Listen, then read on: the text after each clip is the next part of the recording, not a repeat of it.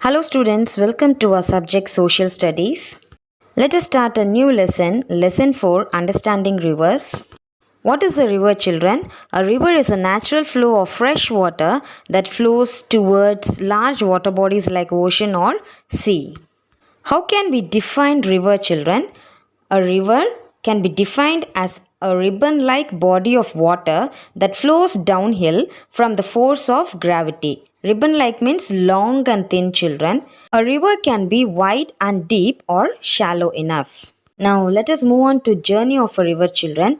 The journey of a river is divided into three areas, children. They are high areas, middle areas and low areas, children. Let us learn about each area in detail, children.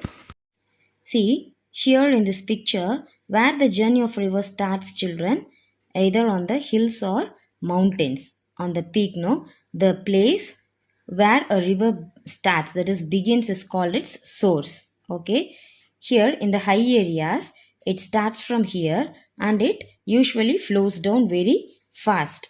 Okay, the flow of water in the high areas is very fast, and also it carries rocks and other materials with it, children. Next, in the middle areas, here in the middle areas, what happens? The flow of river slows down here. Why? Means since the slope of the land is less. See how here the slope is in the high areas and here it is very less. So the river flow of river water also slows down. Okay, so the river deposits some sediments here along the middle course. So what are the sediments? Means they are the muddy and rocky materials that are brought down from the mountains or hills. Okay, next, from the middle areas it moves to the low areas. Here the mouth of the river is the low area, children. Okay, this is the place where a river ends in an sea or ocean. Okay, the mouth falls in the low areas. So a river sometimes forms a delta also here. What do you mean by delta? As you know already, we have learnt in before lesson. See, a delta is a land made of sedimentary deposits that is left by a river flowing into a large water body, children. Okay, the sediments, that is the muddy and rocky materials are there, no? Those are called as sediments. So the delta, in this land only these sediments all settle here. It is usually what? Triangular in shape. Okay, children.